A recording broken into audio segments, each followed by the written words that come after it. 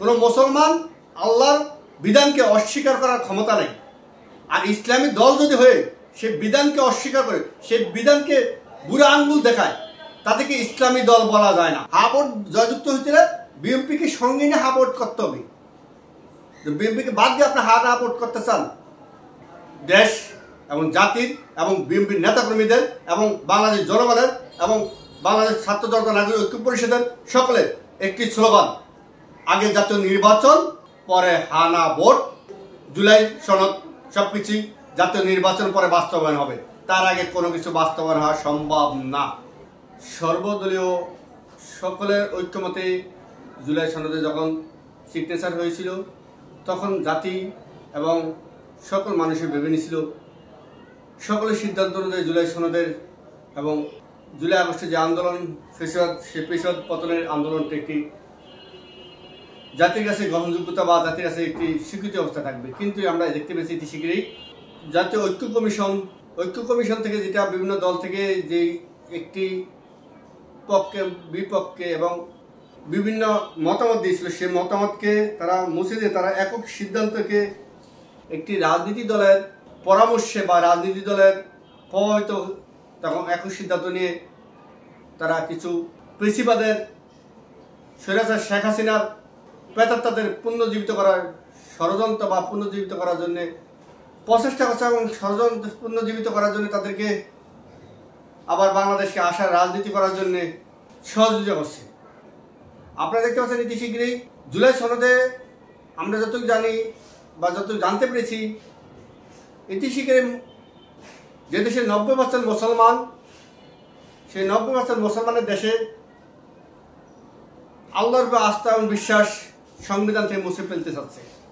যেখানে গণহত্যা হয়েছে সেই গণহত্যার পক্ষে অবস্থান নিয়েছে একটি দল। 1971 সালে লক্ষ লক্ষ শহীদের বিনিময়ে এবং মা বোনদের ইজ্জতের বিনিময়ে দেশ স্বাধীন হয়েছিল। সেই শহীদদের গণহত্যার সাথে, মা বোনদের ইজ্জত লুটের সাথে যে দলটি স্বাধীনতার পরে নিষিদ্ধ হয়েছিল বা নিষিদ্ধ হওয়ার করেছিল তৎকালীন সরকার, পরবর্তীতে বিভিন্ন ইয়াতে তারা আবার পূর্ণ রাজনীতি করার সুযোগ পেয়েছে। আজও বাংলাদেশে সেই গণহত্যার বিচার হয় না, সেই গণহত্যা হিসাবে বিচার হওয়া উচিত ছিল। ঠিক একই অবস্থায় 2024-এ বাংলাদেশে যে গণহত্যা হয়েছে সেই গণহত্যারও বিচার আমরা চাই। 71 এবং 24 দুইটি কিন্তু গণহত্যাকারী। তৎকালে 71 কারা এদের স্বাধীনতার বিরোধী ছিল আপনারা জানেন, আর 24-এ কারা গণতন্ত্রের বিরুদ্ধে গিয়ে এদেশের শিশু বাচ্চা থেকে বিদ্যুৎ মাইতে ওই হেলিকপ্টার এবং হেলিকপ্টার থেকে গুলি করে বাসায় থাকা একটা বাচ্চা হত্যা করা হয়েছে, তাদেরকে আমরা চিনি। এই দুইটি দলকে আগে চিহ্নিত করতে হবে বাংলাদেশের জনগণ। কারা 71 সালে বাংলাদেশের জনগণের উপরে বন্দুক ধরেছিল, কারা 71 সালে স্বাধীনতা মুক্তিযুদ্ধের বিরুদ্ধে অবস্থান নিয়েছিল। একই অবস্থা আমরা দেখতে পাচ্ছি 2024-এ যারা গণতন্ত্রের বিরুদ্ধে নিয়েছে এবং দেশের জনগণের বিরুদ্ধে অস্ত্র ধরেছিল। এই দুইটি দলকে বাংলাদেশের রাজনীতি থেকে নিষিদ্ধ অবশ্যই করা জরুরি হয়ে গেছে এবং দুইটি দলের বাংলাদেশের রাজনীতি করতে হলে গণহত্যার সুস্থ বিচার হয়ে গণহত্যার সকল দায় দায়িত্ব তাদেরকে নিয়ে জাতির কাছে ক্ষমা চেয়ে তারা রাজনীতিতে আসতে পারে। এই দুইটি দল কোনো একটি দলও জাতির কাছে এই গণহত্যার দায় দায়িত্ব স্বীকার না করে এবং তার দায়িত্ব স্বীকার যদি না করতে চায়, তাহলে তাদেরকে এই দেশে রাজনীতি করার কোনো অধিকার নেই। না এবং হা ভোটের একটি আওয়াজ তুলছে।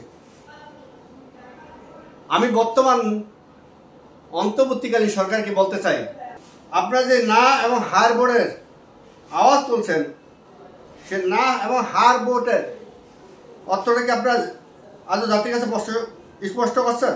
কিসের উপরে না এবং হা ভোট দিবে? ওটা কিসের হবে, কি কারণে হবে?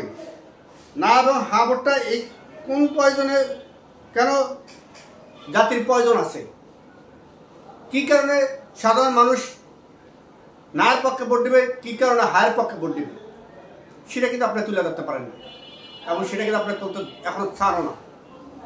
না হা ভোট দেওয়া সম্পর্কে জানতে হবে সবাই এবং মানুষকে এই বোর্ডে উৎসাহ করতে হবে। যদি বোর্ডে উৎসাহ না করতে পারেন তাহলে আপনার যে না হা বোর্ড দিয়ে একটি জাতির কাছে তামাশা এবং ঠাট্টা করার চেষ্টা করছেন, তা কিন্তু তরুণ সমাজ, জাতি এবং আগামী প্রজন্ম আপনাদেরকে শেখ হাসিনা এবং প্রেসিডেন্ট শেখ মুজিবের মতন আপনাদেরকেও সেই দিকে বা সেই অবস্থাতে আপনাদের একসময় আপনাদেরকে সেই প্রেসিডেন্ট হিসেবে না এবং হা বোর্ডের পক্ষে আপনার কোনো সাধারণ মানুষ এবং দেশের মানুষের কাছে আপনারা সেরকম কিছু যুক্তি তুলে ধরতে পারেন না।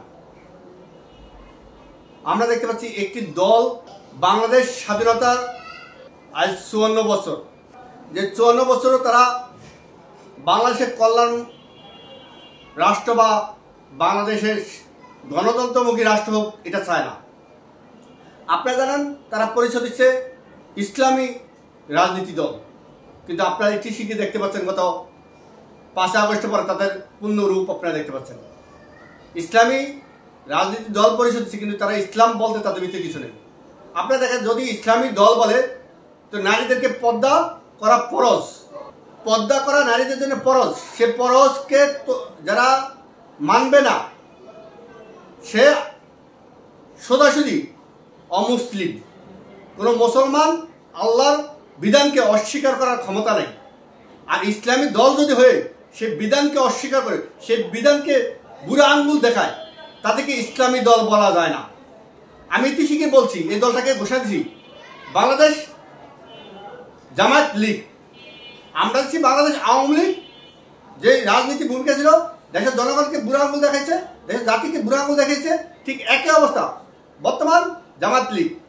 এই লীগটার কারণে কিন্তু বাংলাদেশের মানুষের ভিতরে একটা অস্থির বিরাজ করছে। আপনারা দেখতে পাচ্ছেন জামাতের কেন্দ্রীয় জয়েন্ট সেক্রেটারি উনি বলছে শেখ মুজিব সামনে তার ছবি থাকতে পারে। আপনি একদিকে বলতেছেন আওয়ামী লীগ ফ্যাসিস্ট গণহত্যাকারী, আবার শেখ মুজিবের ছবি অফিসে থাকবে কেন? এটা কোন ধরনের জাতির সাথে তামাশা? এটা কোন ধরনের জাতির সাথে মস্কারি? জাতির সাথে তামাশা এবং মস্কারি বন্ধ করতে হবে। আমরা কিন্তু এই তরুণ প্রজন্ম ভাবেন না মুক্তিযুদ্ধের সম্পর্কে আমরা জানি না। আমরা মুক্তিযুদ্ধের সম্পর্কে জানি, অর্থাৎ মুক্তিযুদ্ধের সম্পর্কে জেনে কিন্তু আমরা এই দেশ স্বাধীন হয়েছে। যারা স্বাধীনতা স্বীকার করবে না তাদের এই দেশে থাকার কোনো অধিকার নেই। যারা মুক্তিযুদ্ধকে অস্বীকার করবে তারা এই দেশে থাকার কোনো অধিকার নেই। যারা দেশের সংবিধানকে অস্বীকার করবে তারা এই দেশে থাকার কোনো অধিকার নেই। পূর্বপুরুষ যে দেশে জন্ম নিয়েছে, তাদের নেতৃত্ব যে দেশ থেকে আছে সে দেশে চলে যাও, আমাদের কোনো আপত্তি নেই। কিন্তু এদেশে থাকতে হলে স্বাধীনতাকে স্বীকার করতে হবে, এদেশে থাকতে হলে এদেশের পতাকাকে স্বীকার করতে হবে, এদেশে থাকতে হবে মানচিত্রকে স্বীকার করতে হবে। যদি মানচিত্রকে স্বীকার না করে তাহলে এই দেশে থাকা নেই। আর দ্বিতীয়ত হলো ইসলাম এমন একটি জিনিস, এটা কোনো ব্যক্তির প্রয়োজন আসে না, এটা কোনো দলের প্রয়োজন আসে না, এটা পুরো জাতির জন্য আসছে। সেই ইসলামকে যারা নিজের প্রয়োজনে বিক্রি করে, নিজের প্রয়োজনে জাতির সাথে মিথ্যা কথা বলে এবং যারা নারীদেরকে নিয়ে মহিলাদেরকে নিয়ে একই পাশাপাশি চেয়ারে বসে, তারা ইসলামী দল হতে পারে না। আমি বলবো জামায়াত লীগকে আমি স্পষ্টভাবে বলবো আপনারা নামটা চেঞ্জ করে জামায়াত লীগ দেন। ইতিহাসে কিন্তু আপনারা মনোভাব চেঞ্জ করে ফেলছেন। ইতিহাসে কিন্তু আপনার দাঁড়িপাল্লা যে আল্লাহর আশ্বাস বিশ্বাস ভরসা ছিল সেটা মুছে ফেলছেন। অর্থাৎ আপনারা এখান থেকে নামটা চেঞ্জ করে ফেলেন, চেঞ্জ পেলে দিয়ে দেবেন জামায়াত লীগ। এটা জামায়াত ইসলাম না বুঝা জামায়াত লীগ দিয়ে দেবেন, তাহলে দেখবেন আপনি থেকে জাতি আরো ভোট বেশি পাবে। কারণ জামায়াত লীগ দিলে সবাই ভাববে এটা ইসলামী দল না। আর যখন আপনি ইসলামী দল ভাববেন তখন ভাববে আপনি একটা মুনাফিক, আপনি ইসলামের সাথে বিশ্বাসঘাতকতা করছেন, ইসলামের সাথে মুনাফিকি করছেন। কারণ ইসলামে কোথাও নেই নারী পুরুষ ওপেন চলার জন্য, ইসলামে কোথায় নেই নারী পুরুষ একসাথে মিটিং করার জন্য, ইসলামে কোথাও নেই আপনার গণতন্ত্র রাজনীতি করতে হবে, ইসলামে কোথায় নেই আপনাকে নারীদের সাথে বসে হাসি ঠাট্টা করা যাবে। তো কাদের কোন ইসলাম শিখেছেন জাতিকে? কোন ইসলাম শিখেছেন? আপনার নিজেকে বিশ্বাস করেন আপনারা মুসলমান কিনা, আপনারা ইসলাম মানেন কিনা আমি বলে দিতে চাই। যদি আপনারা আপনাদের যেভাবে মনোগ্রাম চেঞ্জ করেছেন, লোগো চেঞ্জ করে ফেলছেন, ঠিক একইভাবে আপনার নামটা চেঞ্জ করে ফেলাম। বাংলাদেশ জামায়াত লীগ দিয়ে নতুন করে একটি দল করেন, যে দলের বুঝবে আওয়ামী লীগে যারা রাজনীতি করে এরা সবাই আপনার জামায়াত লীগে যোগ দিতে পারবে এবং জামায়াত লীগে তো সবাই নিয়ে আপনার জামায়াত লীগে ভোট দিতে পারবে। হা না ভোট নিয়ে আপনার পরে আছেন। আর ভাই হা না ভোটটা তো তখন আসবে। আপনাকে বলতে চাই বর্তমানে যদি আপনারা হা না ভোটে যান, যদি বিএনপি না ভোটের পক্ষে অবস্থান নেয়, হা ভোট জিতার সম্ভাবনা এই দেশে কোনো মুহূর্তে সম্ভব না। কারণ আপনি বুঝতে হবে এই দেশে বিএনপি, আওয়ামী লীগ, জাতীয় পার্টি মিলে প্রায় 70% লোক আছে। তারা যদি না ভোটের পক্ষে নেয় তাহলে আপনি কীভাবে জিতবেন? আপনাকে হা ভোট হইতে গেলে, হা ভোট জয়যুক্ত হইতে গেলে বিএনপিকে সঙ্গে নিয়ে হা ভোট করতে হবে। বিএনপিকে বাদ দিয়ে আপনি হা না ভোট করতে চান, গাড়ির বন্দুক থেকে আপনার হা না ভোট করতে চান, তাহলে তো সম্ভব হবে না। কারণ বিএনপির নেতাকর্মীরা সে বন্দুককে ভয় পেয়ে গত 17 বছর আন্দোলন করে না। গত 17 বছর আপনারা কিন্তু কোনো দলের লঙ্গি নিচে লুকিয়েছিলেন, কিন্তু বিএনপির নেতাকর্মীরা কোনো দলের লঙ্গি নিচে লুকিয়ে ছিল না। তারা কিন্তু রাজপথে থেকে ওই শেখ হাসিনার ফেসিস বাহিনীর গুলির সামনে দাঁড়িয়ে থেকে বলছিল এই মুহূর্তে দরকার তত্ত্বাবধায়ক সরকার, এই মুহূর্তে দরকার খালেদা জিয়া সরকার, শেখ হাসিনার স্বৈরাচার, এই মুহূর্তে বাংলা ছাড়। এটা একমাত্র বিএনপি নেতাকর্মীরা বলছিল। আপনারা বলেন না। আপনারা কিন্তু 18 সালের পরে টোটাল আওয়ামী লীগের সাথে মিলে জয় বাংলা স্লোগান দিয়েছিলেন, কিন্তু বিএনপির কোনো নেতাকর্মী সেই জয় বাংলা স্লোগান দেয় না। তারা কিন্তু জিয়া রহমান, খালেদা জিয়া, তারেক রহমানের নেতৃত্বেই, জিয়া রহমান আদর্শ বিশ্বাস করে খালেদা জিয়ার নেতৃত্বে, তারেক রহমানের নেতৃত্বেই স্বৈরাচার পতনের এক দফা আন্দোলন তারেক রহমানের যেদিন ঘোষণা দিয়েছিল সেদিন থেকে রাজপথ ছেড়ে দাঁড়া। হ্যাঁ, ফেসিস স্বৈরাচারের অস্ত্রর কাছে আমাদেরকে দীর্ঘ সময় যুদ্ধ করতে হয়েছে। সর্বশেষ 2024 5ই আগস্ট আমরা বিজয় অর্জন করেছি। সেখানেও দেখেন আমাদের সবচেয়ে বড় অর্জন, শহীদের তালিকায় বিএনপি নেতাকর্মী বেশি।